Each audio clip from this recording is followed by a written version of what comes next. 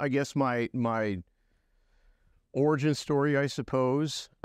Again, having my family here, I come from a family of many small business owners. My parents both grew up on farms, but as you can see, my mother had a piano teaching business. My father at one point did software consulting and software development as his own business. Aunts, uncles, grandparents, all had businesses.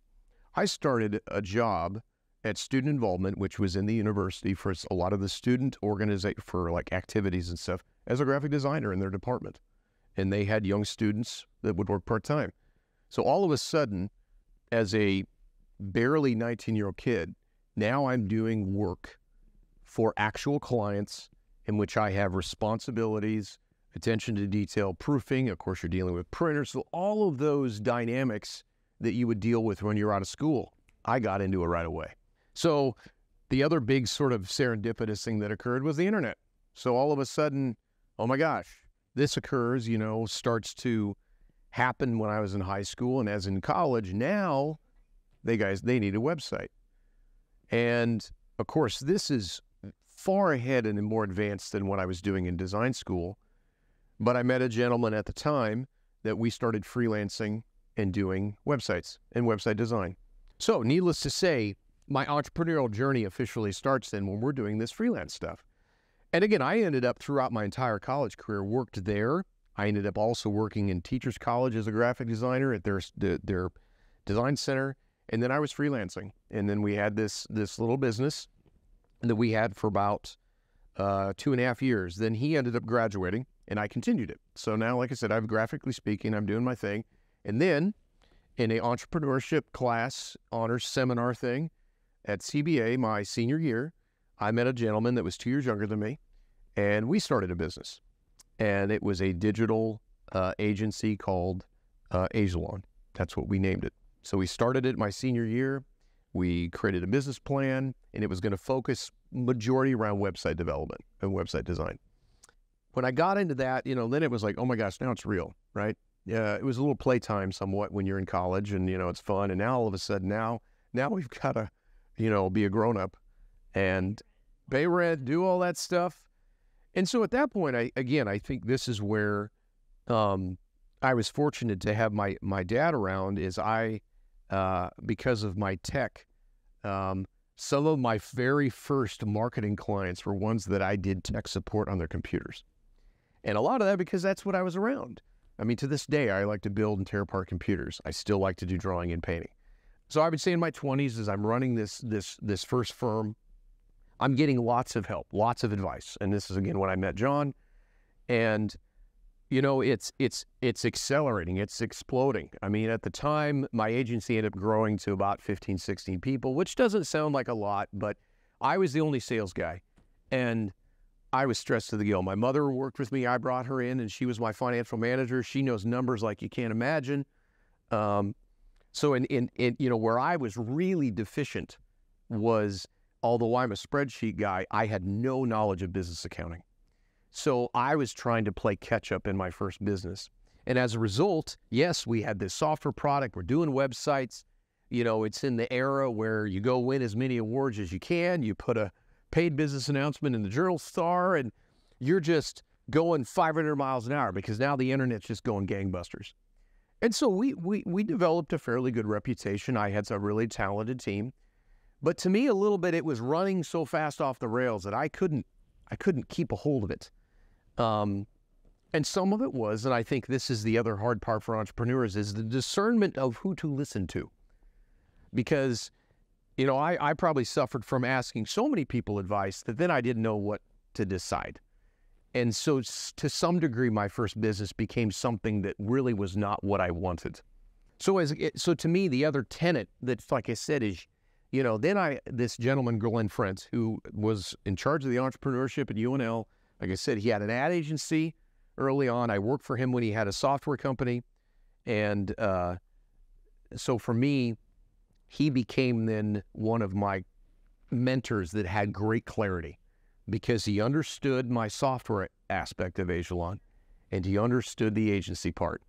Glenn then ultimately helped me position my company for acquisition. And in 2007, I believe, so when, essentially, I'm about 8 years into the business.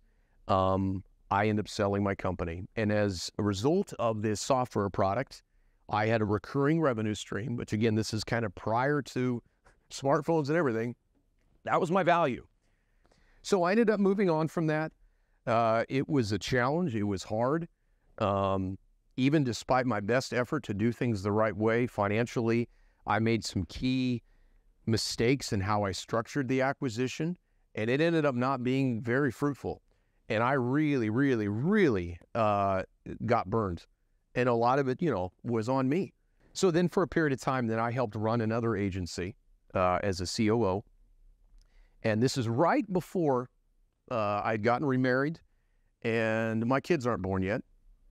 And this was a wonderful experience because I was brought in to sort of support the CEO. He happens to name Eric Dinger, and he was an idea guy. He just was 500 miles an hour head in the cloud. And I guess for me, my headspace is, again, I credit my dad, I am very block and tackle. My confidence in our company comes from execution. If we are executing, then I can sell it to anybody if we're not doing our job. But on the other hand, I have the ability to think big and dream, but I'm sort of a hybrid. Most CEOs are just wired to just, hey, we're going to dream. So for me, I was helping him take all these ideas and put it into play, execute. I started to manage a team. I started to say, all right, let's learn from maybe how I was cranky pants in my first business, and I was cranky, and I needed to change the way that I operated where, again, they're not owners. And so all of a sudden, I'm not an owner. And that really helped me. So needless to say then, it was a great situation. Really, the only thing that was going on is I happened to be the oldest of the whole team, and most of them, they weren't married. And now my wife is pregnant. And I'm like, man, I'm working crazy hours, coming home late at night. So I go to my wife. I'm like, okay, guess what, hon? I'm going to quit my job, and I got all these people wanting me to help them out, and so I am going to start another business. And she's like, what in the Sam Hill are you thinking, Jay? And I'm like, I know, you're going to think I'm nuts. I feel this instinctual pull. Again, it sounds crazy, but I now understand how to do this through all these lessons I've learned so that I can structure this around my family. I'm like, I want to be a dad that's around my kids, period. But I also know that all of a sudden we have social media and the disruption is off the charts. And I had negotiated out of a non-compete, so I had the ability to go do what I wanted to do. So needless to say, I start off, and now we do this different. Now I'm not trying to get a 3,000 square foot office. Now I'm not trying to win all these awards. I literally work out of my house in coffee shops for 3 years. I have very little overhead. I've always been extremely an advocate of, we live in a town of people from SEC and the university and Wesleyan. There's all kinds of talent. I've always benefited. I mean, two of my greatest employees ever are from UNL.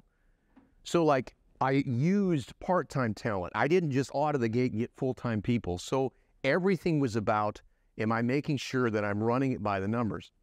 Now, again, I had a business partner when I started at the same time too. And we were together for about a year. He had a full-time job, and the first name of our company was Turbine Interactive, 13 years ago. And I wasn't always a big fan of the name. He was an engineer, but so needless to say, we went with it. And again, ultimately, he decided he had a good gig in his full-time, so I did an acquisition. And then the irony is, so my wife, totally not into risk. She'd had all kinds of businesses, but was, had a writing background. She was really good at communications.